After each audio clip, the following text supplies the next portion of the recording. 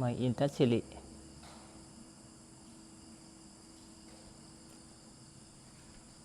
บอกเรื่องตาทิพย์ทิพจักษุตาทิพย์เป็นแต่เป็นเน้นคนมีบุญวาสนาเป็นบ่ยากมีแววสิเป็นแต่เป็นเน้นนะ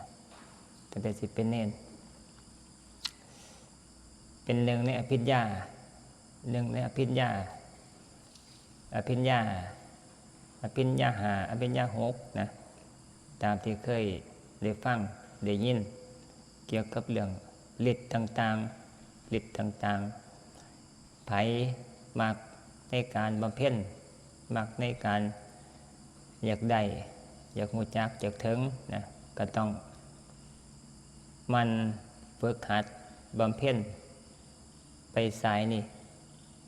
สายอภิญญาตั้งเป้าไว้ในการภาวนาในการบำเพ็ญการตั้งเป้าไว้นี่บ่ผิดเด้แต่ว่าที่สุดนี่ก็คือถึงซึ่งความพ้นทุกข์เบิดทุกคนที่เดินสายปฏิบัติธรรมแต่ว่าเกี่ยวกับเรื่องของแถมในส่วนนี้ก็เป็นเครื่องล่อใจในการที่จะอยากให้เดินไปถึงอยากให้มีกำลังใจในการเดินในส่วนนี้ก็บ่ผิดในส่วนนี้เป็นความฝันหรือว่าความตั้งเป้าไว้ต้องเดินสายสมาธิสายกสิณพวกมื้อนี้ฝึกหัดปฏิบัติสะสมไปเรื่อยๆแต่ละภพแต่ละชาติเป็นโยมก็สะสมเป็นพระเดี๋ยวบวชก็สะสมเป็นฤาษีก็สะสมนะสะสมตั้งเป้าหมายไว้ในส่วนนี้แต่ว่าพวกที่เขาเดินสายนี่สายอภิญญาพวกมื้อนี้จิตใจสิมีความมั่นคงเด็ดเดียวบอกว่านี่จิตใจมีความมั่นคงแล้วก็เด็ดเดียวนะกล้าสู้กล้าทุกข์กล้าทนนะจะก็สิเป็นบางหันนี่เพิ่นว่าเพิ่นนั่งเท่าใดก็วัน7 มื้อบ่พอมันมีนั่งภาวนา7 มื้อมันหลายกว่าชั่วโมงเดียวเด้7 มื้อแต่มาฟังหลวงพ่อมนพเว้าหลวงพ่อมนพเพิ่นก็เคยช่วงเพิ่นบำเพ็ญเพิ่นนี่15 มื้อนั่งบ่ได้ลุกบ่ได้หยังเลยเวลาบำเพ็ญมันสิเป็นบางช่วงของแต่ละคนเวลาจิตมันเกิดความสงบบำเพ็ญแต่มันติดอยู่ในสมาธิก็นั่งไปนั่งเบิ่งว่ามันสิสุดหม้องใดฝึกหัดลองเบิ่งศึกษาเบิ่งหลวงพ่อมานพนะ15 มื้อแต่มาอ่านของหลวงปู่ทองหลัดอยู่วัดเที่ยวไปกราบเจดีย์นะหลวงปู่ทองหลัด ที่เป็นอาจารย์ของหลวงปู่ชาหลวงปู่ทองหลัดนี่นั่งอยู่7 มื้อ7 คืนนั่งอยู่7 มื้อ7 คืนนั่งเสวยกระเมียนเสวยรสพระธรรมส่วนอาตมาเคยอ่านศึกษาประวัติครูบาอาจารย์ที่เพิ่นบรรลุธรรมแล้วก็นั่งพิจารณาธรรมอยู่7 มื้อ7 คืนพิจารณาธรรมตัวนี้เบาหมายถึงว่าความโดนหน้าในการเข้าสมาธิในการนั่งภาวนา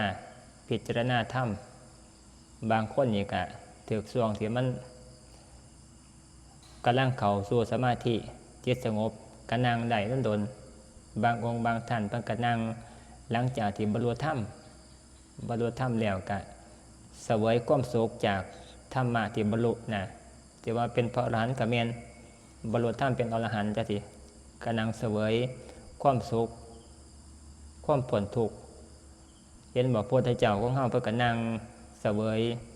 วิมุตติสุขอยู่ใต้ต้นโพธิ์นะ7 มื้อย่างจงกรม7 มื้อ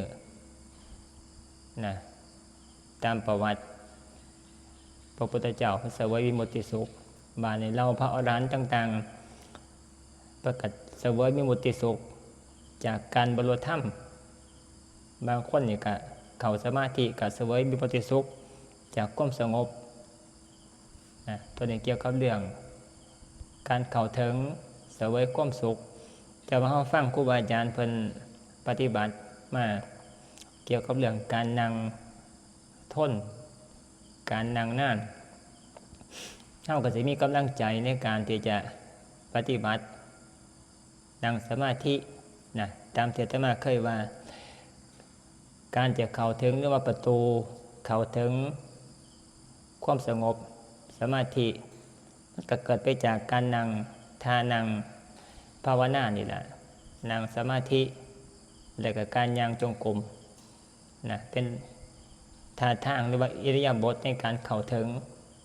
เป็นปากทางเข้าถึงจังว่าคันอยากได้อยากถึงในส่วนนี้ก็ต้องดูนั่งภาวนาดูนั่งปฏิบัติเมื่อหนึ่งนะตามที่หลวงปู่หมั่นหลวงปู่เสาเพิ่นว่าคันอยากบรรลุธรรมอยากเห็นธรรมในศาสตร์นี่เพิ่นว่าให้ปานลบความเพียร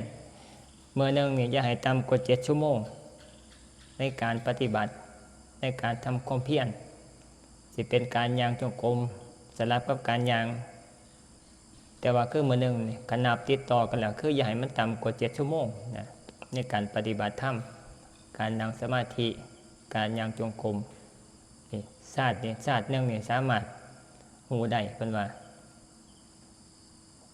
การเฮ็ดน้อยกว่านี้โอกาสในการจะเข้าถึงหรือว่ารู้จักธรรมะพระพุทธเจ้านี่ก็น้อยไปนะการเฮ็ดย้อนไปกว่านี้มันก็โอกาสถึงก็มีน้อย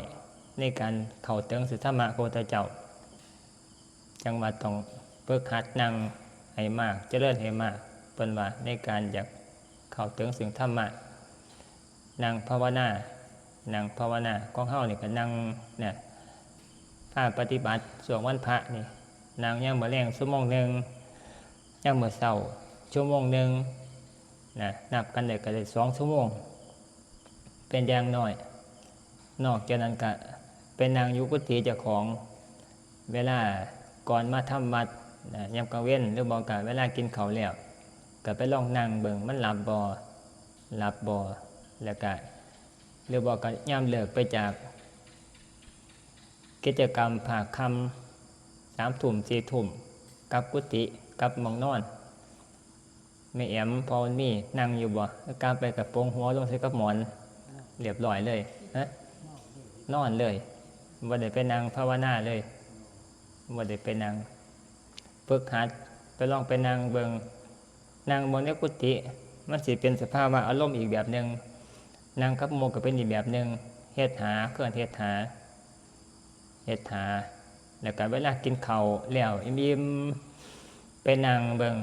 มันสิเป็นจังได๋แต่มาก็เฮ็ดปฏิบัตินะฝึกหัดเฮ็ดปกติเวลากินข้าวแล้วคันไปนั่งสมาธิมันสิหลับ กินข้าวแล้วช่วงภาคเช้าฉันจังหันแล้วปกตินี่เป็นช่วงที่คันไปนั่งสมาธินี่มันสิง่วงสับประงกแต่มาก็ไปนั่งเบิ่งนั่งภาวนาปกติเขาเจ้าสิไปย่างจงกรมแต่ว่าเขาเฮ็ดทวนกระแสใส่คำว่าทวนกระแสปฏิบัติทวนกระแสช่วงที่มันอยากนอนแต่ว่าเขาไปนั่งภาวนาเบิ่งว่าสติมันสิชัดบ่สติมันสิมั่นคงบ่สิสู้กับที่ว่อนได้ซ้ำใดกันมันหลับง่วงเบอร์สติบ่ชัดเจนก็เป็นว่าสติมันน้อยการนั่งแล้วบาดนี้มันบ่ง่วงเอาหาวนอนสามารถมีสติจับอยู่ที่กรรมฐานใดก็เป็นอาวาสติแก่กล้าสู้กับความง่วงเอาหาวนอนได้ไปลองทดสอบเบิ่งเด้อเฮ็ดยากอยู่เด้คันผู้บ่เคยเฮ็ดสติบ่หลายไปทดสอบสติเจ้าของคันนั่งธรรมดานี่นั่งเวลายังบ่แรงจังซี่นะก็นั่งง่ายอยู่ เนี่ยมันบ่ทันแม่นยามนอนนะอาหารมันก็ย่อยแล้วแต่ว่าช่วงที่กินข้าวแล้วใหม่ๆนี่เป็นนั่งสมาธิให้มันได้จักชั่วโมงนึงนั่งให้มันได้นั่งโดยที่บ่หลับกำหนดกรรมฐานได้นี่ไปทดสอบเจ้าของเบิ่งจะมาก็เฮ็ดก็บ่หลับได้ล่ะแต่ว่ามันสิมีอาการอยู่ หมายถึงว่าอาการที่มันเกิดขึ้นเฮาเห็นเฮาก็เบิ่งมันในเมื่อเฮามีสติขึ้นโหเห็นอยู่มันก็เป็นเพียงแค่ว่ามันผ่านเข้ามาแล้วมันก็ผ่านไปนะมันเกิดขึ้นแล้วมันก็ตั้งอยู่แล้วก็มันดับไปเพราะว่าเฮาบ่ได้เป็นทาสของมันนะบ่ได้เป็นทาสของมันบ่ได้ถือมันครอบคุมนะมันเกิดก็เฮาก็เห็นเฮาก็กำหนดรู้เฮาก็กำหนดกรรมฐานตั้งมั่นอยู่สักพักนึงมันก็ผ่านไปการเฮาบ่แพ้ต่อมันคนผ่านบ่ได้ก็เพราะว่ามันเกิดนิวรณ์ขึ้นมาเฮาก็ผ่านบ่ได้เฮาก็แพ้ต่อนิวรณ์เฮาก็รับมันก็เคลิ้มไปอาการเคลิ้มก็ผ่านไปแต่ว่ามันบ่ได้สติแต่ว่าการฝึกหัดปฏิบัติต้องอาศัยสตินะเป็นตัวเบิงสติเป็นธรรมให้เกิดความเจริญสติคือความระลึกได้สัมปชัญญะคือความรู้ตัวแล้วก็รู้กายรู้ใจอยู่รู้ในร่างกายเจ้าของนี่แหละอาศัยหลักสติปัฏฐาน4เป็นเครื่องดำเนินนะรู้กายรู้เวทนารู้ความคิดเจ้าของรู้ธรรมนะมีสติรู้อยู่ในร่างกายเจ้าของนะตัวนี้เป็นการปฏิบัติเข้าถึงธรรมะพระพุทธเจ้านะในการปฏิบัติบ่ทิ่มหลักสติปัฏฐาน4นะแม้นเฮาสิเฮ็ดบ่ได้หลายก็สร้างแต่ว่าก็เป็นการสะสมสร้างบารมีแต่ว่าต้องเฮ็ดในส่วนนี้ต้องเฮ็ดคันบ่เฮ็ดนี่ก็บ่ได้นั่งภาวนาฝึกหัดปฏิบัติจังว่าเวลานั่งนี่ต้องนั่งเบิ่งว่ามันหายใจอาการของร่างกายมันหายใจเข้ามันหายใจออกมันมีอาการจังใดนั่งเบิ่งสังเกตเบิ่งซะก่อนที่แรกเบิ่งแล้วก็จำไว้ให้มันมั่นนะบานจะค่อยกำหนดติดตามกระทั่งนั่งเลยมันสิเบลอนะคือมันบ่ตั้งใจซะตั้งเป้าหมายไว้บ่ชัดเจนนะละหลวมปานเฮาก็นั่งกำหนดบริกรรมใส่คำว่าพุทโธก็ได้พุทโธไปแป๊บเดียวมันก็เคลิ้มมันก็หลงมันก็ลืมนะสำคัญที่การตั้งไว้เจตนาที่แรกนั่งลงนะสิรับตาเข้าไปแล้วก็นั่งเบิ่งซะก่อนว่าลมมันเข้ามันออกสังเกตเจ้าของมันเป็นอาการแบบใดนะจิตแรกได้สำคัญจิตแรกเป็นจิตที่ตั้งใจในการจะทำงานสังเกตเบิ่งทำความรู้สึกเห็นร่างกายเนี่ยมันหายใจเข้ามันหายใจออกก็จำไว้นะจำอาการของมันหายใจเข้ามันหายใจออกนะบานก็ตั้งใจนั่งเบิ่งติดตามให้มันต่อเนื่องบอกเจ้าของนะสอนเจ้าของในใจเจ้าของแล้วก็เบิ่งไปสังเกตไปปานนี้บางคนคันนั่งไปแล้วมันเกิดความฟุ้งซ่านหลายก็สลับเมื่อนตาเวลาสู่บ่ได้เพราะบางคนนี่เขาเจ้ามันก็ความฟุ้งซ่านมันรุนแรงก็อาศัยเปลี่ยนพลิกแพลงเฮ็ดหาเบิ่งก็เมื่อนตาซอยกันสู่บ่ได้ในขณะที่หลับตาในขณะที่นั่งภาวนาก็เมื่อนตาเนี่ยสิบรรเทาเฮ็ดให้ความฟุ้งซ่านเนี่ยมันเบาลงเพราะมันถึกระบายออกมาโดยการลืมตาบานก็กำหนดคือเก่านั่นแหละแต่ว่าอย่าคิดออกไปภายนอกนะเมื่อนตาเนี่ยสิซอยได้ในการฟุ้งซ่านบรรเทาความฟุ้งซ่านแล้วก็บรรเทาความหลับได้การภาวนานั่งภาวนาโดยการเมื่อนตาแต่ว่าอย่าเมื่อนตาแนมเบิ่งหันแนมเบิ่งนี่นะ แนมลงจากพ่อหน้าอาศัยที่แนมเห็นนั้นเป็นฐานในการหลู่กายสะท้อนกับมาหลู่กายโหลล่มเข่ากว่าพุทธโหลล่มหมอกกว่าโทเบิ่งสังเกตใจเจ้าของนะเวลามันคิดออกไปภายนอกเฮาก็ดึงกลับมาตัวนี้ก็เฮ็ดได้คือกันการว่ามันเริ่มเบาลงความปรุงสารต่างๆมันเริ่มเบาหรือบอกความหิวนอนต่างๆแต่มันเริ่มเจือจางไปแล้วเฮาค่อยรับตาทำสลับไปรับตาบ้างเลือบตาบ้างเฮ็ดหาเบิ่งเพื่อว่าจะให้มันเกิดสติให้มันเกิดความจำได้นั่นละจำได้ในการรู้ลมเข้าลมออกนะสำคัญคือการจับความรู้นะที่เห็นอาการที่อาตมาวานะเห็นลมมันเข้ามันออกจะใดนั่นสินะกำหนดรู้เบิ่งก็ติดตามไปเรื่อยๆบางมันรู้ชัดบ้างบางครั้งก็รู้ซ้ำหนึ่งนะแต่ว่าจะได้กับบทถิ่มนะบทถิ่มอาการของมันเฮ็ดไปเรื่อยๆเนี่ยเราเป็นการฝึกสติบางเวลามันเกิดความคิดมันปรุงขึ้นมาเฮาก็หูจักอยู่ว่ามันเกิดความคิดแต่ว่าเฮาก็มีความตั้งใจอยู่ว่าที่จะเบิ่งลมเป็นงานของเจ้าของ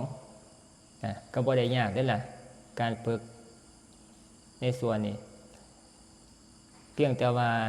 ต้องตั้งใจให้มันมั่นนะกันบ่หลับโปร่งซ่านนี่เฮ็ดง่ายอยู่โปร่งซ่านกันสามารถเห็นก็เบิ่งไปเบิ่งโดยความปล่อยว่างนะเบิ่งอย่าไปยึดมั่นถือมั่นว่ามันต้องสงบบ่สงบอาศัยการเบิ่งเป็นหน้าที่ของเจ้าของเห็นลมมันเข้าลมมันออกซ้ำนี่เบิ่งไปเรื่อยๆส่วนมันสิสงบบ่สงบจังซี่นะก็บ่เป็นหยังถือว่าเป็นการทำงานเบิ่งไปเรื่อยๆวิธีการเบิ่งนะถึงข้าวเวลามันเต็มมันพอมันก็เป็นเองมันบางครั้งมันก็เป็นบางครั้งมันก็บ่เป็นนั่งภาวนาเสียมันสงบคือเก่าทุกมื้อนะมันก็บ่ได้เนี่ยเฮาบ่ทันชำนาญแต่ว่าใช้การฝึกหัดเป็นแน่บ่เป็นแน่นะเบิ่งไปวิธีการฝึกหัดการเฮ็ดได้แล้วบาดมันก็สิเป็นเองมันนะวิธีการนั่งแม่นแท้ยามมื้อเช้า2 ตี 3คันมันนั่งนับต้องหาวิธีการแก้เมื่อนตาซอยคันไปนั่งจับจุดรับตาใส่มันแก้บ่ได้มันผ่านบ่ได้มันก็บ่ผ่านนะต้องพลิกแพลงหาอุบายในการฝึกหัดการจิตเกิดความสงบแม้แต่ครั้งเดียวเฮาสิบันเทิงเฮาสิม่วนในการภาวนาอยากนั่งอยากปฏิบัตินะวิธีการเข้าถึงธรรมะการเฮาบ่ทันสงบจิตใจบ่ทันมีสติกำหนดกรรมฐานบ่ได้เฮาก็อาศัยเหตุตามศรัทธาเหตุเพราะว่าเพื่อว่ามันจะได้บุญซื่อๆนะเป็นการสร้างบารมีแต่ว่าขันนั่งจิตเกิดความสงบปรับแล้วบาดนี้สิมีศรัทธาเกิดขึ้นเองนะศรัทธาตั้งมั่นในใจเจ้าของนะอยากเฮ็ดอยากกระทำบ่ต้องมาวัดก็ได้บาดนี้เปิกหาเทศอยู่เฮือนหาเวลาบางๆแต่ละวันกลางเว้นก็ได้กลางคืนก็ได้แล้วการแล้วงานเวลากินข้าวอย่างต่างๆแล้วหามุมในการนั่งภาวนาเปิกหาเทศให้มันต่อเนื่องสังเกตเบิ่งมันล่มเข้าล่มออกนี่แหละเบิ่งสังเกตเบิ่งการเฮาบ่สังเกตเฮาไปนั่งเอาเลยนี่มันเบลอคืออาตมาวานี่แหละมันเริ่มไว้นะต้องมันสังเกตเบิ่งอาการที่มันล่มเข้าล่มออกมันเป็นจังได๋นอสินะสังเกตเบิ่ง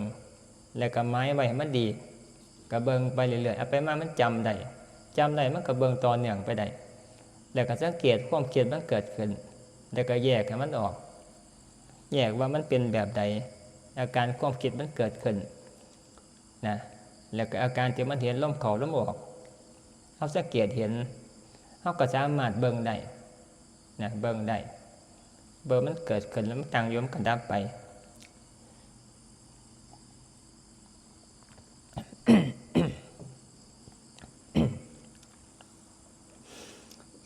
แต่มาเว้าเรื่องเมื่อเช้านี่นั่งภาวนาเมื่อเช้านี่เว้าเรื่องยุงเสียงแต่มาเกิดว่ามันเสียงยุงมันบินอยู่หูอยู่ข้างหูเรื่องหูเดียวนี่แหละ นั่งภาวนาได้ประมาณชั่วโมงหนึ่งบาดนี้ก็เหยียดเอวจักหน่อยแต่ว่ากำหนดสติอยู่นะซ้ำได้ลุกขึ้นนะนั่งภาวนาเนี่ยก็เหยียดเอวจักหน่อยแต่ว่ากำหนดสตินะซ้ำหอดเวลานะเพื่อชี้แจงกำหนดอยู่ลู่นี่ละลู่ต้องเขาต้องบอกนี่แหละได้ยินเสียงยุ่งบินอยู่ข้างหูนี่ยุ่งอยู่ในกุฏิแต่มายุ่งมันเข่าคือกันเด้กลางกดอยู่แต่มานอนในกดโยมนวลแล้วมาไอ้แต่มาถ่ายรูปอันนี้แต่ว่าแต่มานอนกดนะเพิ่นพอดีเป็นทรงกระโจมมาให้ทรงกระโจมกำลังหากระโจมหาไอ้พวกเต้นนะแล้วก็บอกว่า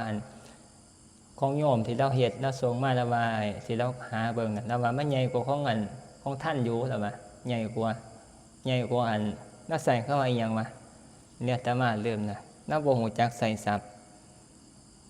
กดก็ที่ใส่อีหยังน่าไปใส่เข้ามาจะได้ว่า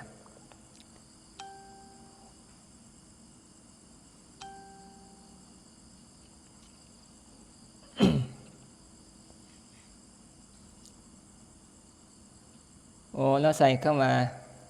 กว้างกว่ากระโจมที่ท่านใช้อยู่แล้วว่ากระโจมกดเท่าเป็นกระโจมเสยแต่เดียวนี้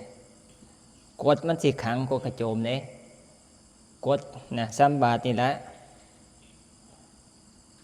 กดมันเป็นของกรรมฐานนะของกรรมฐานที่เป็นใส่มาตั้งแต่สมัยครูบาอาจารย์สมเด็จโตหลวงปู่หมันหลวงปู่เสาครูบาอาจารย์เวลาไปธุดงค์ปฏิบัติธรรมเพิ่นก็ใส่กดไปนอนอยู่น้ำป่าน้ำเขาป่อเสือป่อสร้างป่อผีต่างๆก็อาศัยกดเป็นโตอยู่ซ้ำเฮือนหลังหนึ่งบานี้เฮ้าเรียกว่าอาตมานี่สายวัดป่าปฏิบัติกรรมฐานนี่การได้ใส่บริขารที่ครูบาอาจารย์สายปฏิบัติได้ใส่อันเดียวกันมันเฮ็ดให้จิตใจมีกำลังจิตใจมีศรัทธาจิตใจอยากปฏิบัติมันมีกำลังในโตเด้ไปนอนเต้นนอนกระโจมนี่มันเฮ็ดให้ศรัทธาบ่เกิดศรัทธาบ่เกิดการยุ่งก็จริงอยู่แต่ว่าในส่วนที่ปลุกกำลังใจของผู้ปฏิบัตินี่มันบ่สู่เขาใส่บริขารที่ครูบาอาจารย์หรือว่าที่พระพุทธเจ้าเพิ่นให้ใส่กำลังมันมีในตัวอยู่สามารถไปนอนอยู่น้ำป่าญาติโยมก็สิบ่เคยไปนอนหรอกไปนอนน้ำป่าแต่มาไปนอนน้ำป่าน้ำดงไปธุดงค์คำใส่นอนหันแต่มานอนกดเอาบาตรตั้งไว้ตั้งหัวมานอนนั่นก็เป็นเครื่องอุ่นใจเพราะยังอุ่นใจเพราะว่าบาตรเนี่ยเป็นบาตรที่พระพุทธเจ้าเป็นบริการที่พระพุทธเจ้าเป็นให้ใส่เป็นประทานมาบวชพระมาเนี่ยก็ใส่บาตรในการเดินบิณฑบาตไปใส่ก็เอาบาตรไปนำมีบาตรตัวเดียวนี่แหละในการเลี้ยงชีพเจ้าของพระพุทธเจ้าเพิ่นก็ใส่เขาก็มีความดีใจว่าจะใส่บริขารของพระพุทธเจ้าที่เพิ่นให้มาอนุญาตให้มาเนี่ยกดมาเนี่ยก็ครูบาอาจารย์เพิ่นก็ไปปฏิบัติน้ำป่าน้ำเขาพ่อสร้างพ่อเสือต่างๆเพิ่นก็ใส่กดนี่แหละเพิ่นบ่ได้ถือเต้นไปเด้บ่มีประวัติยินบ่มีหยังมีอยู่บ่หลวงปู่หมันเพิ่นได้ถือเต้นเข้าไปกลางอยู่น้ำถ้ำมองหันมองนี้แน่หลวงตามหาบัวแน่เอาเต้นไปกลางสู่ปฏิบัติภาวนาอยู่มันมองนี้นี่แหละคือมันบ่มีนั่นนะคำว่าประวัตินี่แหละมันบ่มีบ้านเฮาก็เลยมีความยึดถือกะแม่นยึดถือในสิ่งที่เป็นคุณที่เพิ่นได้ใส่มาก่อนเฮามันก็เป็นสิ่งที่เพิ่งพาเพิ่งพาในใจของเจ้าของนั่นแหละผู้ที่ปฏิบัติเพิ่งพาว่ามันเป็นบริขารที่ครูบาอาจารย์เคยใส่เคยปฏิบัติเคยไปนอนน้ำปานดงมาเนี่ย เฮาก็คล้ายๆก็ว่านี่แนวคุ้มครองนะมีแนวคุ้มครองมันก็เฮ็ดให้มีที่เพิงเห็นบ่หลวงปู่ชานะเอาง่ายๆคือยกตัวอย่างหลวงปู่ชาที่ว่าผีหลอกเพิ่นไปนอนอยู่ปราสาทไปภาวนาอยู่ปราสาทช่วงปฏิบัติใหม่ๆนั่นเพิ่นก็ได้บาทนั่นแหละก็คิดแบบอาตมานี่แหละผู้ที่ปฏิบัตินั่นทั้งข้าเวลาจวนโตมาได้แท้น่ะมันก็การทำบ่ทันแก่กล้านะมันก็ต้องอาศัยบริขารเป็นตัวร่วมใจเจ้าของนะหาแนวใดหนึ่งเป็นเครื่องร่วมจิตใจเกิดความกล้าต่อสู้กับปัญหาที่มันเกิดขึ้น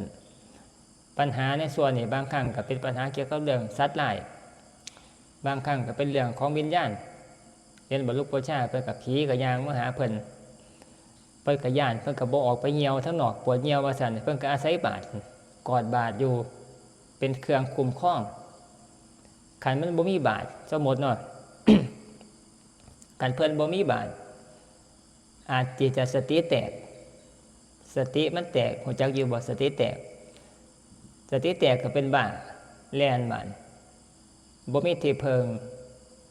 การสิอาศัยความคิดระลึกถึงว่าพระพุทธพระธรรมพระสงฆ์จังซี่ส่วนนั้นมันหลงนะสติมันร่วมบ่ทันได้มันต้องไปอาศัยเอาบาทซะก่อนเป็นตัวร่วมในเมื่อได้บาทเป็นที่เพิงนะบาทมันก็คิดไปถึงพระพุทธพระธรรมพระสงฆ์เป็นการร่วมจิตนะหาภาชนะบางสิ่งบางอย่างเป็นตัวร่วมกำลังใจเจ้าของเพื่อว่าจะเข้าถึงส่วนคุณของพระพุทธพระธรรมพระสงฆ์นะหาตัวร่วมนะเป็นเครื่องจับจุดซะก่อนนะเพิ่นก็คิดคือกันว่าบาทเนี่ยเป็นบริขารที่พระพุทธเจ้าเพิ่นให้มาประทานมาบวชเข้ามาก็มีบาทนี่แหละหรือบ่ก็อาศัยสังฆาผ้าสังฆาผ้าจีวรเป็นเครื่องเพิงผ้าอาศัยเห็นบ่เวลาได้ยินอยู่บ่เฮาเคยได้ยินอยู่บ่ที่ว่าพระนี่ถึงข้าวเวลาย่านผีมาเนี่ยก็อาศัยผ้าจีวรเป็นเครื่องคุ้มครองเอาผ้าจีวรห่มไว้คุ้มเจ้าของนั่นไว้นะก็คิดว่าผีสิย้านจังซั่นนะนั่นน่ะคือเป็นการได้อาศัยบริขารพระพุทธเจ้าเป็นที่เพิงนี่ก็คือกันแต่มาบอกมาที่แนวที่นะพวกบาทพวกกฎพวกจีวรสังฆาต่างๆเรานี่เป็นบริขารที่พระพุทธเจ้าเพิ่นให้ใช้ในการปฏิบัติกรรมฐานมันก็เลยมีกำลังมีคุณค่าทั้งจิตใจนะมันก็เป็นสิ่งที่ผู้นั้นเป็นผู้ที่สร้างขึ้นมานะสร้างขึ้นมาเพื่อว่าจะเป็นเครื่องยึดถือยึดเหนี่ยวนะซ้ำกับผู้ที่เขาเจ้าเล่นพระซะเล่นพระเครื่องเขาเจ้าก็ไปยึดเอาพระเครื่องเป็นที่เพิงนะเป็นส่วนร่วมจุดร่วมของใจในขณะนั้นใจมันก็มีกำลังเกิดมากันใจมันบ่มีมองร่วมจิตเจ้าของในขณะนั้นในขณะเกิดวิกฤตในขณะที่เกิดความทุกข์ความยานต่างๆเกิดมานั้นจิตแต่มันก็จับจุดบ่ได้มันก็เป็นวิปลาสนะวิปลาสยานจนบ่มีหลักจังซี่นะบ่มีหม่องยึดนี่แต่ว่าหมายถึงจังซี่นะจะว่าการที่นอนกดนี่ มันมีความรู้สึกว่าอุ่นใจดีใจและก็อยากทำความเพียรเพราะว่าได้ศึกษาประวัติครูบาอาจารย์เพิ่นก็นั่งภาวนาในกฎผีมาเพิ่นก็บ่ได้ย่านนั่งเสยเสือมาเพิ่นก็นั่งในกฎจังซั่นน่ะตามประวัติครูบาอาจารย์เฮาได้สะสมสุตตะสะสมเกี่ยวกับเรื่องประวัติต่างๆครูบาอาจารย์มาเฮาก็เลยเกิดความคิดว่าอยากปฏิบัติแบบนั้นนะเลยนั่งสู่นั่งปฏิบัติในกฎนั่นแหละเป็นไพ่สิมาจะสร้างเฮาก็บ่ได้ถอยจังซี่นะตั้งหลักได้อยู่ในกฎนั่นแหละแล้วมันก็มีกำลังบาดนี้ไปนั่งเนี่ยเต้นสู่มันบ่มีในประวัตินะมันก็เลยบ่มีกำลังใจมันเลยบ่มีค่าทั้งจิตใจซะแต่ว่าหมายถึงจังซี่ต่างกันเด้ต่างกันแต่ว่าใส่ไปปฏิบัติธรรมธรรมดานี่นะ อยู่หมองคนหลายๆจังซี่นะมันก็ได้อยู่เนี่ยมันบ่ได้ไปสู่กับความกลัวอีหยังมากมายนะใส่ชุดรับไปกลางธรรมดานะเฮาบ่ได้ปฏิบัติแบบอุกฤษแบบนั้นบ่ได้ถึงข้าวแบบนั้นเฮาก็เลยบ่ฮู้จักนะจังว่าเราใส่คำว่ากระโจมนะกระโจมแต่มาบอกมันหมายถึงว่ากระโจมกระโจมกระโจมเขาเอิ้นกด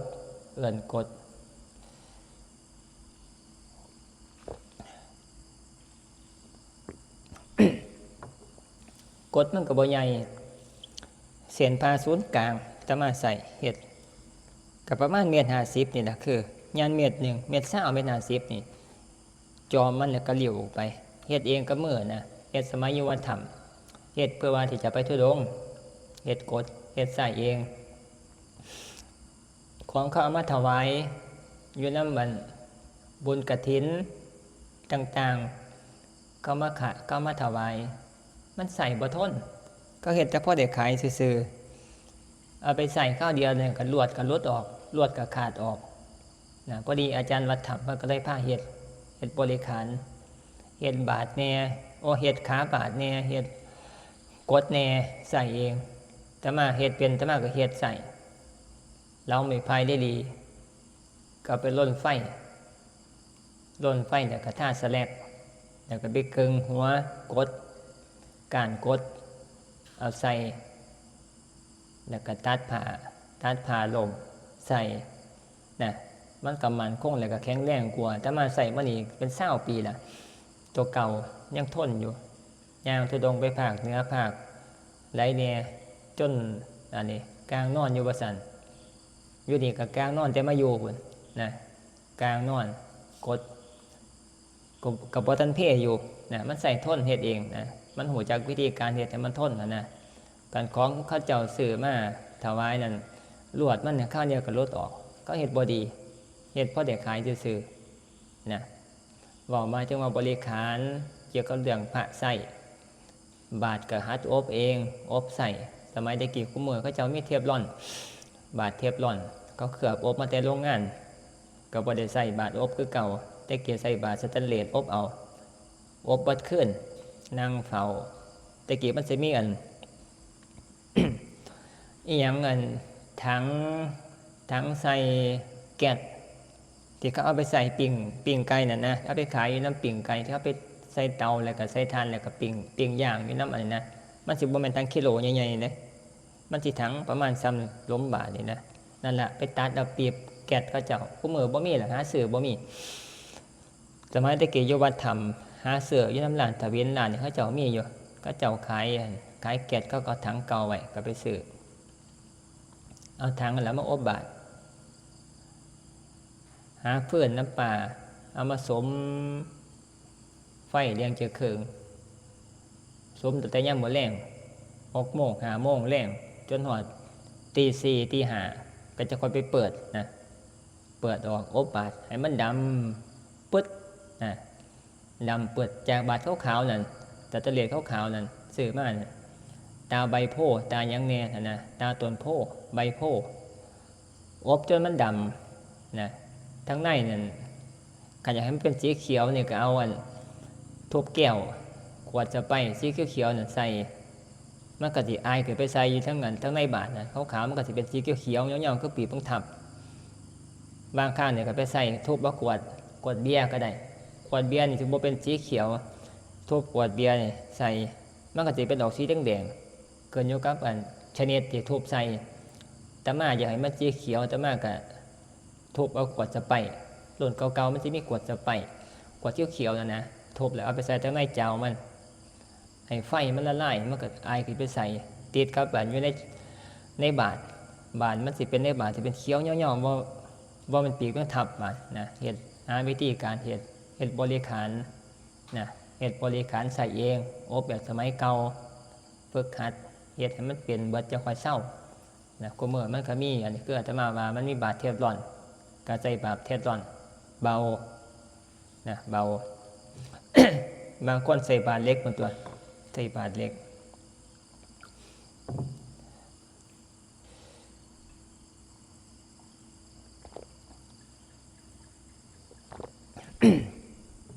มัน เว้ากลับไปหาอันนี้ก่อนมันสิเริ่มนะแต่มาเว้ามันก็หมายถึงว่าเหยียดแอวก็ที่ว่านอนก็ได้แต่ว่าบ่ได้หลับนะนั่งภาวนาชั่วโมงนึงนะชั่วโมงนึงนั่งมื้อละชั่วโมงกลัวๆบางครั้งนั่งเพิ่นก็ชั่วโมงกลัวๆนะแต่ว่าครึ่งไว้เป็นประจำชั่วโมงนึงแล้วก็นอนภาวนาเหยียดแอวไปจักหน่อยนั่งนอนภาวนากำหนดสตินะมันก็บ่หลับมันก็เบิ่งลมเนาะเนี่ยมันตอนเนี่ยเบิ่งไปบาดนี้มันหูภายในกายในใจเจ้าของเห็นลมเข้ามันก็กำหนดลมเนี่ยเป็นเครื่องอยู่เป็นอารมณ์นะบาดนี้มันได้ยินเสียงกันเสียงคือยุงมันบินอยู่ข้างหูอยู่แตะบ่ซ่านะหูอยู่แตะบ่ซ่ามันก็เลยบ่ชัดเจนเนี่ยเฮาบ่ได้ฮู้ซ่า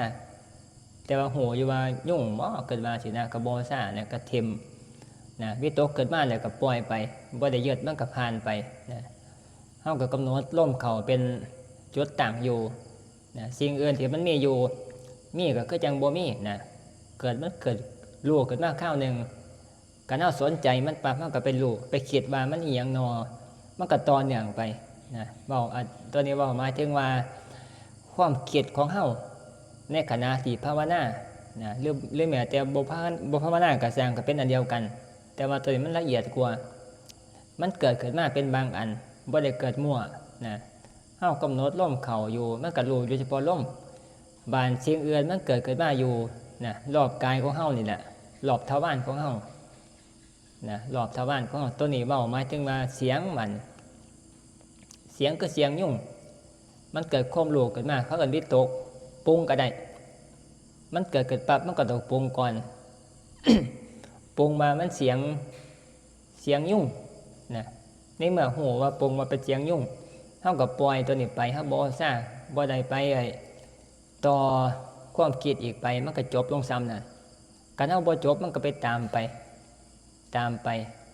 ตัวนี้ว่าหมายถึงว่าลักษณะความคิดของเกิดในขณะนะในขณะที่เฮาปฏิบัติซะการเฮาตามบอกว่ามันก็จะยืดไปเรื่อยๆนะจาก1เป็น2จาก2เป็น3จาก3เป็น4แต่ว่ามันเกิดความคิดขึ้นมาเป็นยุ่งซะทีเฮาก็จบมันอยู่หั่นเฮาบ่ปรุงต่อเฮาก็มารู้อยู่ที่ลมเข้าลมออกนะตอนนั้นมันก็ดับไปนะดับไปก็ซ้ำนั่นละบาดนี้เวลานาฬิกามันดังนะอาตมาใส่โทรศัพท์เป็นเครื่องตั้งไว้ถึงเวลาเนี่ยก็คือเศร้าก็ต้องลุกออกมาพอดีกับการมาแปรงฟันล้างหน้าแล้วก็นั่งสันน้ำร้อนถ้าเวลาในการออกมานะเป็นกิจวัตรอยู่ปกติอยู่ผู้เดียวต้องเฮ็ดจังซี่นะอาศัยโทรศัพท์ที่เป็นเครื่องปลุกดีบ่ต้องไปคิดว่าฮอดเวลาแล้วบ่นอฮอดเวลาแล้วบ่นอนั่นมันเป็นความกังวลอันนึงเฮ็ดให้เฮาฝึกสมาธินี่บ่ดีปานใดบ่ดีซะมันกังวลว่ามันฮอดเวลาเดี๋ยวบ่นอจังซี่นะเที่ยวเบิง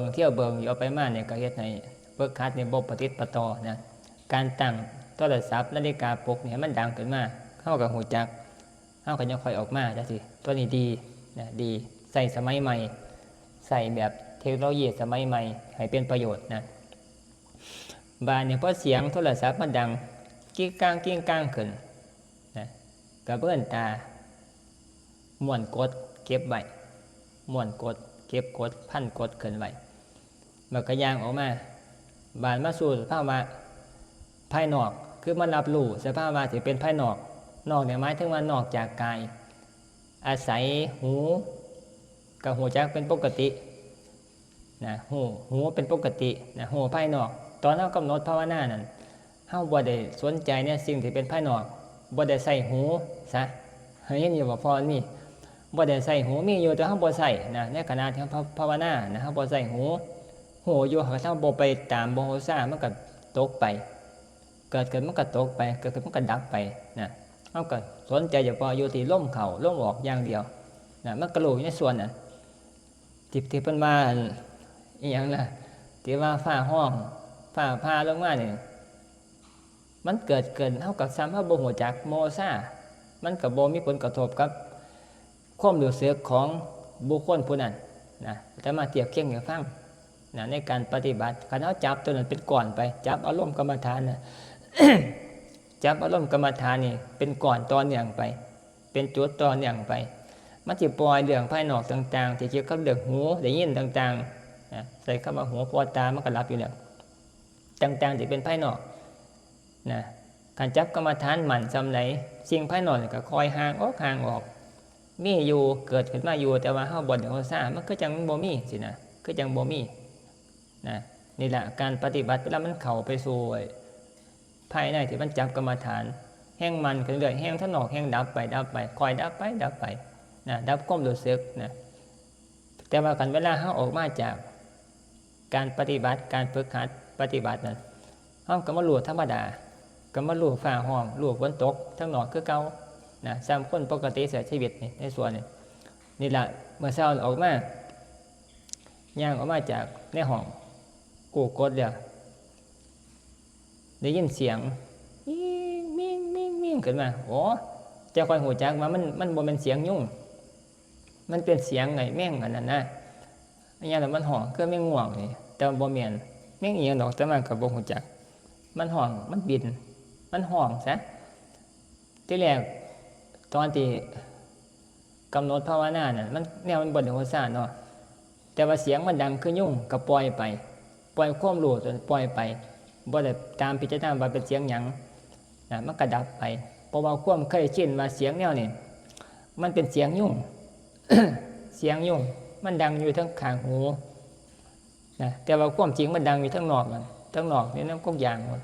อยู่ก๊กยางแต่ว่าเดี๋ยวความที่เฮาบ่ได้ฮู้ซ่าบ่ได้ตามรู้บ่ได้ฮู้ซ่ามันเกิดทั้งหูจักอยู่แค่7เดียวชั่ว7เดียวเฮาก็ปล่อยไปนะมันก็ดับไปแต่ว่าความรู้สึกตอนนั้นก็เข้าใจว่าเป็นเสียงยุ่งพอมันดังก็เสียงยุ่งบินอยู่ข้างหูนี่นะแต่ว่าออกมาทั้งนอกเวลาเลี้ยวจากการปฏิบัติเนี่ยออกมาทั้งนอกที่เตรียมแปลงฟันดังนะ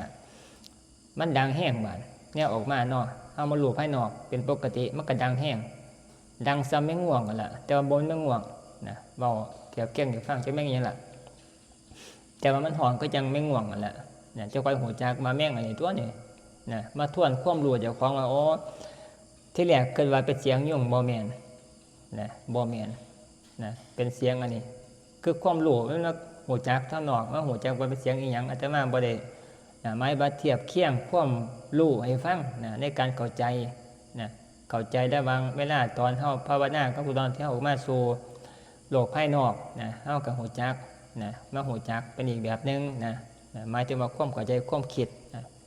ตัวนี้หมายถึงว่าวิธีการปฏิบัตินะในขณะที่เฮากำหนดกรรมฐานนั่งสมาธิภาวนานี่นะตอนนั้นคืออย่าไปสนใจเกี่ยวกับเรื่องภายนอกที่มันเกิดขึ้นนะอย่าไปจับหัวโยแต่ว่ากับปล่อยท่านที่นะพยายามปล่อยให้ไวที่สุดทุกอย่างปล่อยให้ไวอย่าไปตามต่ออย่าไปนับ2นับ3ขึ้นไปมันสิแตกสารโมกความคิดไปเรื่อยๆมันสิบ่จบบ่สิ้นนะเฮาหัดปล่อยว่างให้ไวหัดปล่อยความคิดให้ไวนะให้ตั้งมั่นในงานเจ้าของในคณะปฏิบัตินะนี่ตัวเดียวมันจะเป็นฝึกหัดแต่มันเกิดความก้าวหน้าในการฝึกสมถะนะฝึกสมาธินั่นแหละฝึกสมถะนะให้เข้าสู่ความสงบเดี๋ยวไว้นะหัดตัดสินใจให้ไว้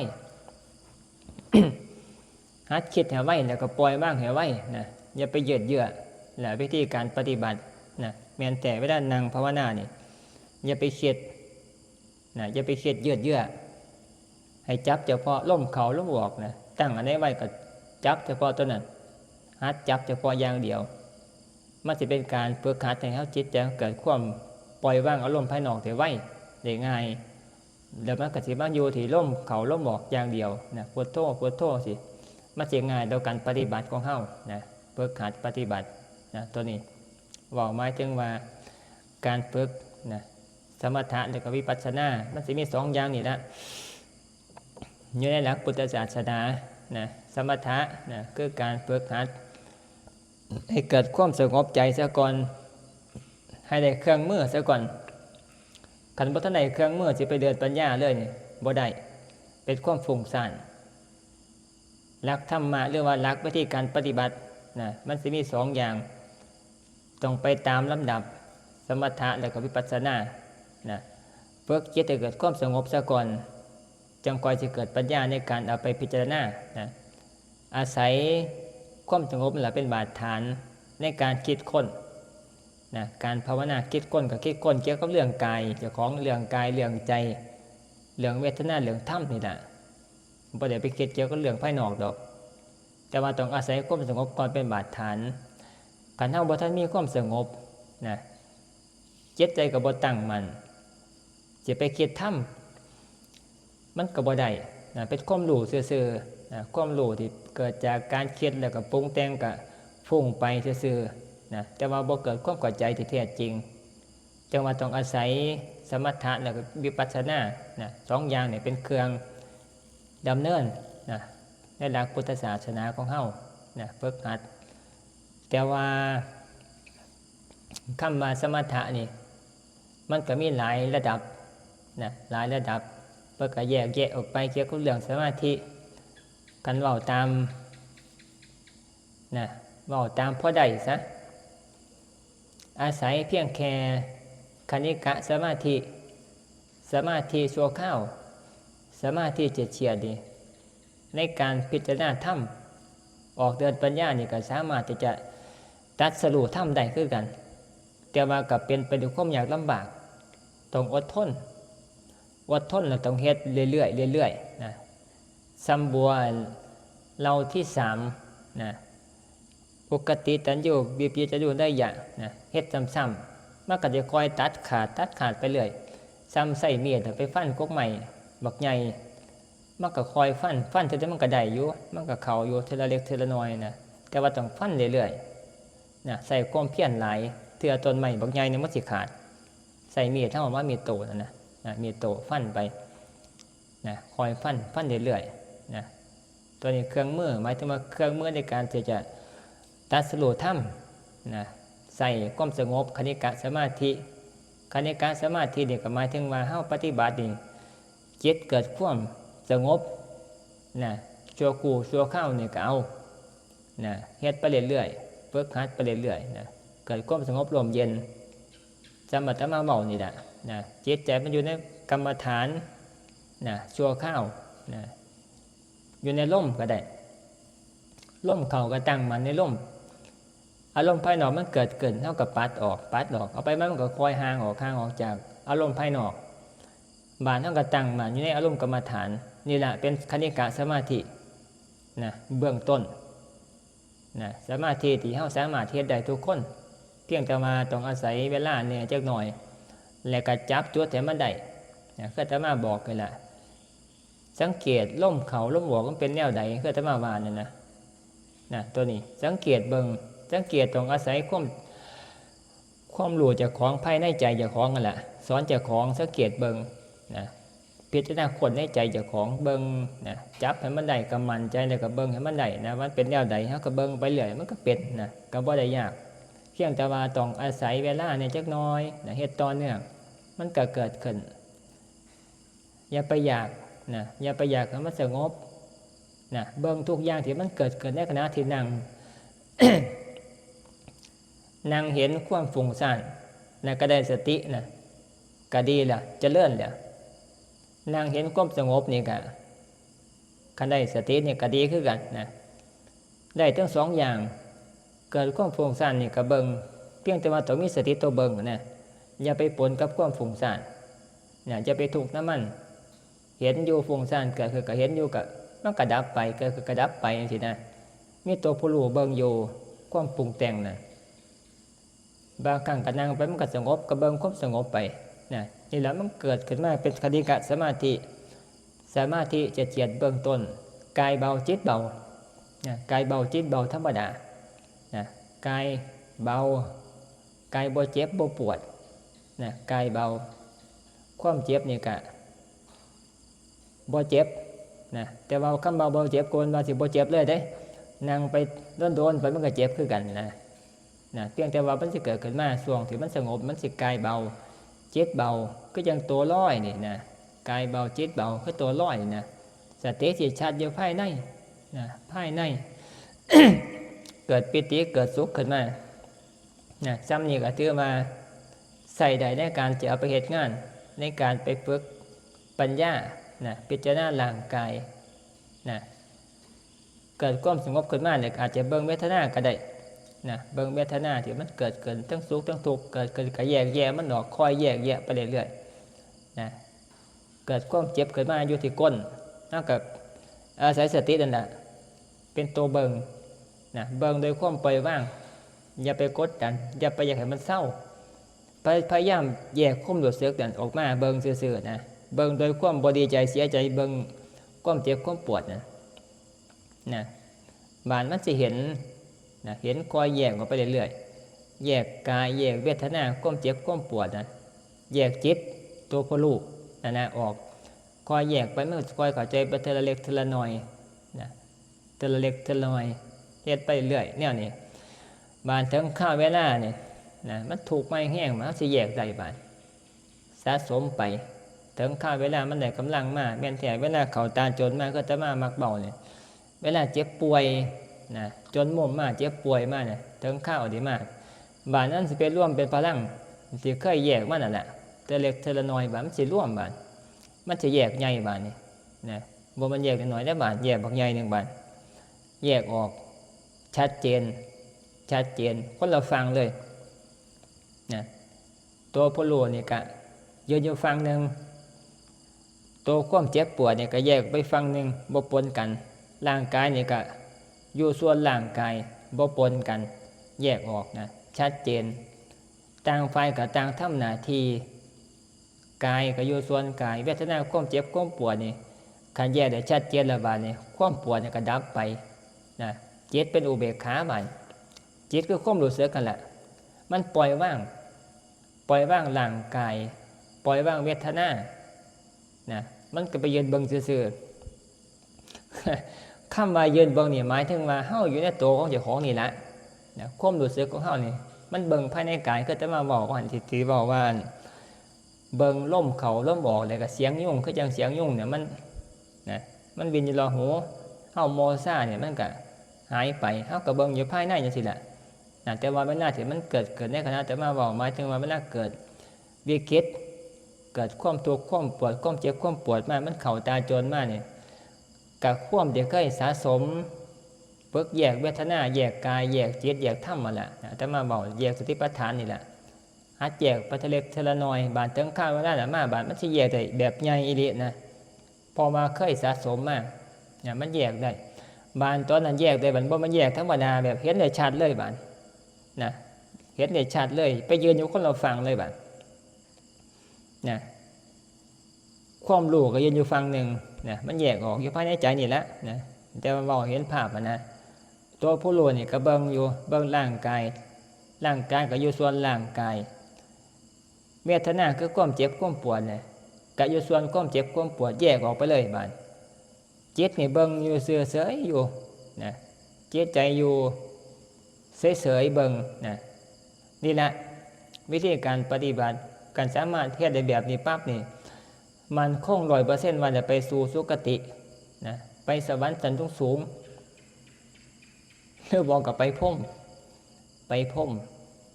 หมู่จักอยู่บอกสวรรค์ชั้นสูงก็ให้ไปก็ให้ผู้ใดไปไม่ยำให้พวกจังซี่ละไปที่ว่าวันสวรรค์ชั้นนั้นไอ้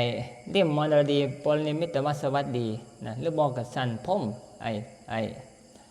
อีหยังล่ะพรหมชั้นแรกนั่นรูปประพรหมชั้นที่1ชั้นที่2ชั้นที่3นี่นะกับพวกหมู่นี่แหละไปพวกเฮ็ดที่ใดแบบนี้นะแต่ว่าจิตใจที่มันเป็นละเอียดมันก็ต่างกันบาดนี้กันจิตใจมันเกิดละเอียดขึ้นไปมันก็ขึ้นไปสู่ไอ้พรหมชั้นที่1ชั้นที่2ชั้นที่3ไปรูปประพรหมอรูปประพรหมไปตามสภาวะจิตนะการที่ว่าเห็นภาพก็คือซ้ำพวกเขาสมาธิได้นะพวกเขาสมาธิได้คันคณิกะสมาธิก็ไปสั่นต่ำๆของพรหมคันพวกเขาอุปจารสมาธิมันเข้าไปสั่นสูงกว่าคณิกะอัปปนาสมาธิก็ไปสั่นสูงกว่านะสั่นที่ต้นนะปฐมฌานทุติยฌานตติยฌานจตุตฌานมันก็มีสั่นของจิตนะผู้ที่เข้าถึงอยู่นะนี่พวกเมาเรื่องสวรรค์นะสวรรค์สั่นที่6 กับพวกเฮ็ดจิตได้จังซี่ล่ะไปอยู่นะบ่แม่นมาพวกเฮ็ดบุญธรรมดาเด้บ่มาใส่บาตรได้ไปอยู่สันสูงเนี่ยน่ะบ่แม่นพวกที่ไปเกิดสวรรค์สันสูงนี่มันย่อนลงมาจากสมาธิน้อยนึงนะใส่เข้ามาทีซะนะจิตใจมันเป็นสมาธิแต่ว่ามันยังบ่ทันเข้าแบบไอ้ปฐมฌานเต็มที่อาจจะเพราะยังก็บ่จักนะอาจจะเพราะว่าตอนนั้นตอนขาดใจตายนั้นจิตใจมันบ่ได้ทรงสมาธิซะแต่ว่าเคยเข้าได้อยู่แต่ว่าตอนที่ตายน่ะมันบ่ได้เข้าสมาธิในการเข้าแล้วก็ตายไปมันก็เลยบ่ได้ไปสู่ไอ้พรหมโลกมันก็มาตกอยู่ที่ชั้นอันสวรรค์ชั้นที่6ชั้นที่5ก็ว่าไปนะลดลงมาตามลำดับนะตามลำดับพวกที่จิตใจมีความละเอียดนะในระดับที่นะเกือบเป็นสมาธิซะนะมันก็ไปชั้นสูงนะสูงพวกที่ให้ทานรักษาศีลปฏิบัติแต่ว่าบ่ทันได้สมาธิอยู่ในขันธ์ศรัทธานั่นมันก็สิไปอยู่หมู่นี้แหละแถวอันจาตูมดาวดึงแถวยามามื้อนี้แหละนะส่วนมากสิไปดาวดึงนะเป็นส่วนหลายกันผู้ที่ปฏิบัติให้ทานรักษาศีลมีศรัทธาอันผู้ใดเฮ็ดแนวบ่เฮ็ดแนวก็ไปสั่นจาตูมแล้วเจอกับไปเป็นยักษ์เนี่ยเป็นยักษ์เป็นนั่นเป็นพญานาคนะเป็นคนท่านนะพวกมันนี่ไปหมู่นี้ละนะมันก็ไปตามระดับของไงบุญวาสนานะของผู้บำเพ็ญนะเขาก็จำแนกแจกแจงไว้อยู่ในส่วนนี้นะแต่ว่าก็เฮาปฏิบัติเข้าถึงแล้วเฮาสิฮู้จักหรอกว่าเจ้าของคิดว่าควรจะได้ไปไสนะสิไปเกิดอยู่สวรรค์ชั้นใดจังซี่นะแต่ว่าเว้าหมายถึงว่ามันสามารถที่จะพอที่เบิ่งเจ้าของพอออกอยู่นะในส่วนนี้การอยากไปสูงนี่ก็ต้องเฮ็ดให้จิตใจเกิดความสงบนะฝึกหัดปฏิบัติแยกธาตุแยกขันธ์ได้นะในระดับหนึ่งบ่ต้องไปเข้าชั้นสูงดอกไปเกิดโดนหลายมันบ่ได้มาสร้างบารมีไปเกิดชั้นสูงหลายนี่ก็อายุมันยืนหลายมันก็บ่ได้มาสร้างบารมีง่ายเด้บ่ได้มาเกิดเป็นคนบ่ได้มาสร้างบารมีง่ายนะมันก็เสียเวลาการไปเกิดอยู่ทั้งสวรรค์โดนนะโดนพระพุทธเจ้าเนี่ยพวกพระโพธิสัตว์พวกที่เพิ่นสร้างบารมีเนี่ยเพิ่นสิบ่ปรารถนาไปเกิดสวรรค์ชั้นสูงแล้วก็บ่ปรารถนาในการไปเกิดเป็นพรหมนะเพราะว่ามันเสียเวลาเพราะว่าการสร้างบารมีก็หมายถึงว่าการหารายได้ สมมติให้ฟังคนต้องการในการมีเป้าหมายนะซ้ำคนอย่างเฮ็ดเฮือนสมมติให้ฟังเฮ็ดเฮือนหลังใหญ่ๆจังซี่นะก็ต้องงานของเขาเจ้าก็คือต้องหาเงินเก็บเงินให้ได้มากที่สุดนะเก็บไปเรื่อยพยายามเก็บหาเงินทำงานเก็บเงินเพื่อว่าที่จะได้เป้าหมายที่เจ้าของต้องการหารายได้น่ะในการจะไปซื้อหรือว่าก็ไปเอาในจุดเจ้าของตั้งเป้าไว้พระโพธิสัตว์หรือว่าผู้ที่บำเพ็ญบารมีคือกันเพิ่นมุ่งหวังในการจะพยายามสร้างบุญสร้างบารมีให้ได้มากที่สุดนะเฝ้าตายแล้วเฝ้ามาเกิดสร้างบารมีให้ได้มากที่สุดนะการไปเกิดทั้งสวรรค์ชั้นสูงหรือว่าการไปเกิดเป็นพรหมนี่มันเสียเวลานะเสียเวลาผ่านไปหลายหมื่นหลายแสนปีนะเฮ็ดในการสะสมนี่นะมันเนิ่นช้าเพิ่นว่ามันเนิ่นช้านะตัวนี้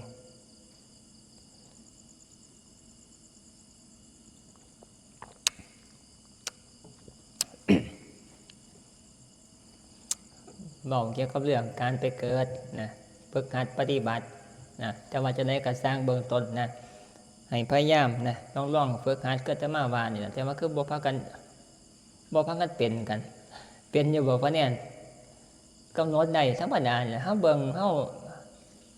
ามันสิเป็นจังซี่นะเฮาพากันไปอันนี้ไปกดดันอยากได้บานมันก็เลยแยกตัวผู้รู้ที่จะเบิ่งซื่อๆบ่ได้นะมันเป็นอันเดียวกันนะเป็นอันเดียวกันมันก็เลยบ่สงบ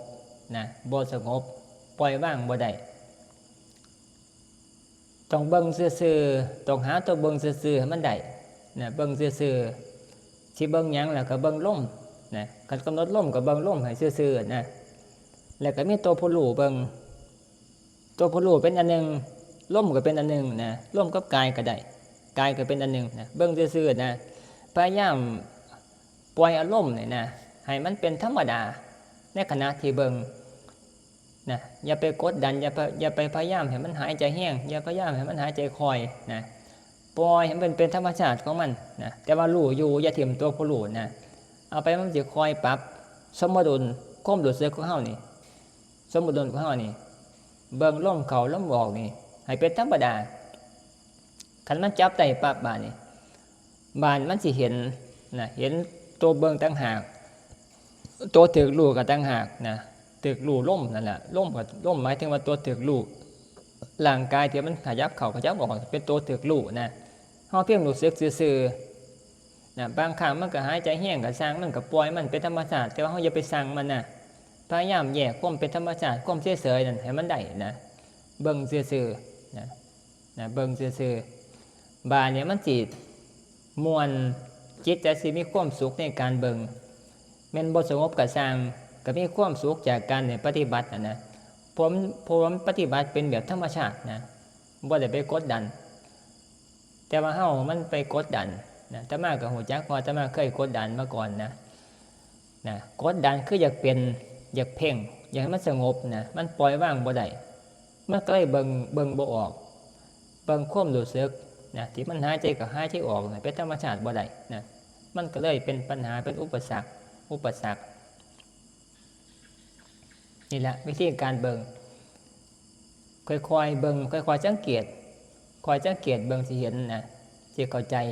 ค่อยๆสังเกตเบิ่ง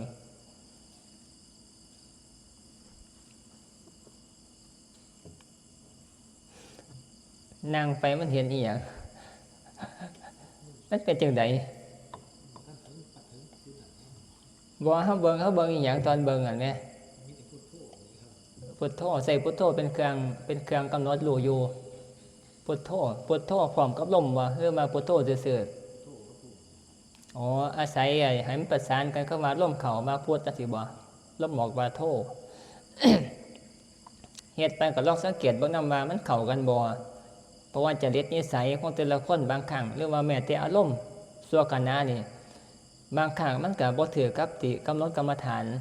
นะเราลองเฮ็ดเบิ่งแต่ว่าก็อย่าถิ่มล่มนี่แหละอย่าถิ่มล่มนะแต่ว่าหมายถึงว่าบางครั้งกำหนดคำบริกรรมใส่นำบางครั้งเนี่ยมันก็สับสนมามันถือกับล่มเข่าบ่ล่มออกบ่จังซี่นะจักสิไปเครียดพุทโธแน่จักสิไปเบิ่งล่มแน่ไปมาก็ยุ่งกันน่ะนะ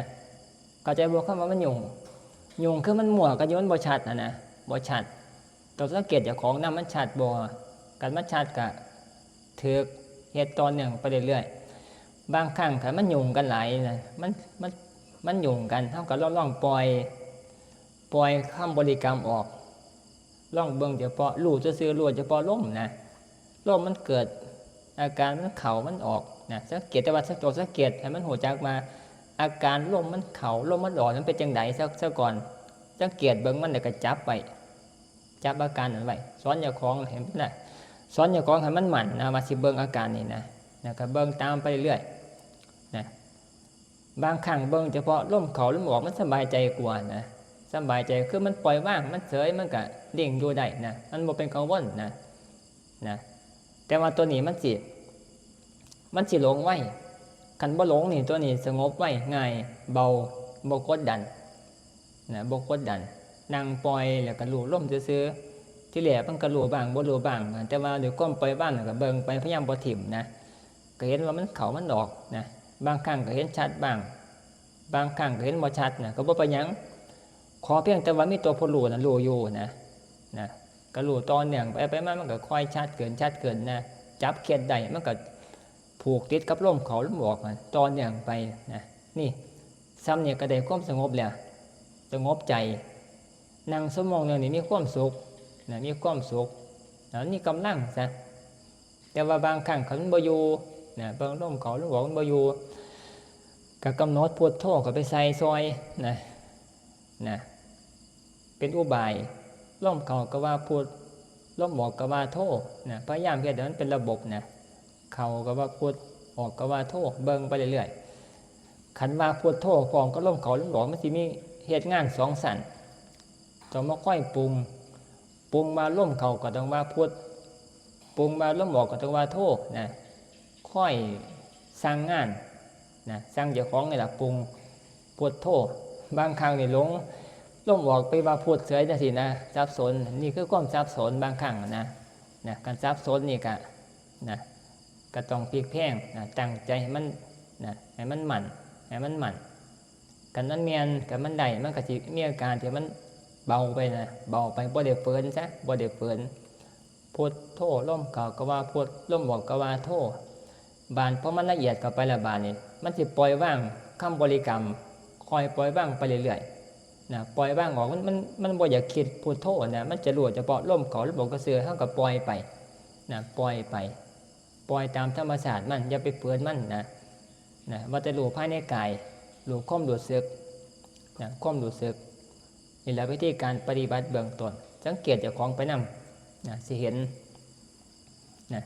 บ่ต้องเอาหยังหลายดอกซ้ำเห็นสติซ้ำเห็นลมเข้าลมออกแล้วไปหัดฝึกอยู่ที่บ้านเวลานี่ก็เวลานอนจังซี่นะก่อนจะนอนหลับมันก็ลองสังเกตอาจจะมาใส่เข้ามาให้ไปสังเกตเด้อตัวนี้เป็นตัวตั้งประเด็นขึ้นมาใหม่ให้สังเกตอาการที่ลมมันเข้ามันออกสังเกตใส่เข้ามาตัวนี้เป็นตัวชุกคิดขึ้นมาในขณะที่เฮ็ดนั้น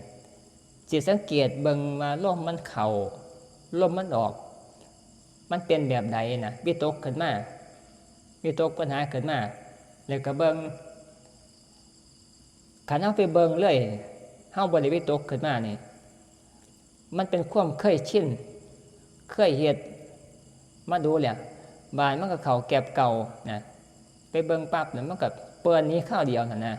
คือมันบ่ตั้งมั่นในการจะเบิ่งงานของเจ้าของมันเคยชินมันเฮ็ดมาโดนแล้วก็เฮ็ดชินมันก็ไปสู่ไล่เปิ้นไล่เบอร์ไล่ลืมไปแต่ว่าการตั้งว่าจะสังเกตเบิ่งที่สังเกตเบิ่งลมเข้าลมออกมันเป็นจังไดอาการความรู้สึกกันความรู้ที่ความรู้สึกที่มันเกิดขึ้นก็สังเกตเบิ่งคอยสังเกตเบิ่งบานี้มันสิค่อยๆจับแน่นๆกว่าก่อนจะรับนั่นว่าหรือแม้แต่ว่าเวลานั่งเศร้าเมื่อยก็ได้ไปเฮ็ดเวียกมีเมื่อยเวลาไปนั่งเศร้าเมื่อยเนี่ยนั่งพิงก็ได้นั่งพิงต้นไม้พิงผนังล่องรับตาเบิ่งก็ได้รับตาเสียในชัดรับตาเนี่ยก็สังเกตเบิ่งลมมันเข้ามันออกที่มันหายใจยังแห้งคันกำหนดสติเบิ่งเบิ่งในขณะเบิ่งไปมันจะค่อยเย็นลงลมแห้งๆมันค่อยเบาลงมันสิปรับสมดุลธาตุลงเบาลงลมหายใจมันสิเย็นได้บัดการมีสติกำกับนี่ลมเข้าจากที่เฮาเมื่อยแห้งเศร้าให้เหียบมันเมื่อยหายใจแห้งมันกำหนดสติเบิ่งตอนอย่างมันเรื่อยลมจะค่อยเบาเบาลงแล้วก็ร่างกายสิหายใจค่อยลงมาลมหายใจนี่สิเย็นมันเป็นอมห้อนคืออมห้อนเนี่ยมันสิออกน้ำหูดังมันสิความรู้สึกได้ว่าโอ้เย็นว่ามันน้ำแข็งปิติมันจะเกิดขึ้นแล้วลองไปเฮ็ดเบิ่งทุกอิริยาบถในการเฮาอยู่บ่ต้องเฉพาะมานั่งสมาธิอยู่วัดดอกเฮ็ดอยู่แต่ละหม่องเวลาอยู่บ้านอยู่เฮือนไปเฮ็ดงานต่างๆก็ไปฝึกหัดนำแต่ละหานาที10นาทีบางครั้งมันไปถึกช่วงที่เฮาเฮ็ดงานก็ได้เฮ็ดงานเมื่อยเศร้าเมื่อยมาไปนั่งเบิ่งปกติเฮาสิบ่ได้เฮ็ดเด้คันเฮาบ่ได้มาเรียนวิธีฝึกหัดกรรมฐานเฮาสิบ่ได้ไปเบิ่งเนี่ยแต่ว่าคันเฮาเนี่ยมาเรียนเนี่ยเฮาลองเอาไปใส่เบิ่งไปกำหนดสติเบิ่งบานแล้วเทื่อมันถึกในขณะนั้นถึกหมายถึงว่าความฟุ้งซ่านเฮามันบ่หลายตัวนั้นเฮากำหนดเบิ่งมันก็สงบไว้เห็นสติเจ้าของไปฝึกหัดเบิ่งฝึกหัดเฮ็ดได้ทุกหม่องบานต่อไปที่จับได้จับจุดได้บานมันสิเกิดความสุขความสงบในการปฏิบัติตำนานก็เลยว่านี่ละซ้ำนี่ละวันนี้พอละ